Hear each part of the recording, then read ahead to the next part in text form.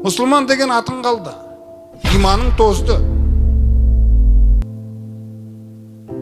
Ләт Мәнат ағашы пайғамбарымыздың заманында мүсіндердің атауы болса, кейінгі замандарда ол мүсінге табындырмайды сізді. Бір жалған идеологияны сізге алып келіп, санаңызға орнатады, сол сіздің құдайыңыз болады, болды. Сіз басқаша ойланамайсыз. Сол идеологияның жолында қаншалаған еңбектер жасадық біз 70-80 жыл бойы. Небір терлерді төктік. Енді Құдай тағала бізге, енді дәл соны мен үшін орындап берші деген кезеңде әкеп отыр ғой қазір. Кезінде Сталиннан қорыққаныңда ауыстырдым мен, міне. Сенің жеңілгеніңді білдім, ей қазақ халқы. Сен жеңілдің.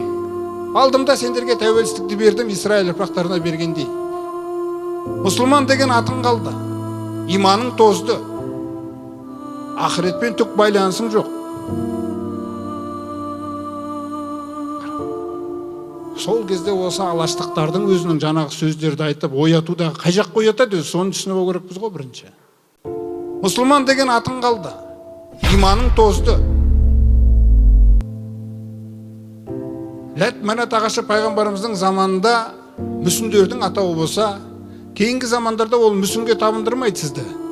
Бір жалған идеологияны сізге алып келіп, санаңызға орнатады, сол сіздің құдайыңыз болады, болды.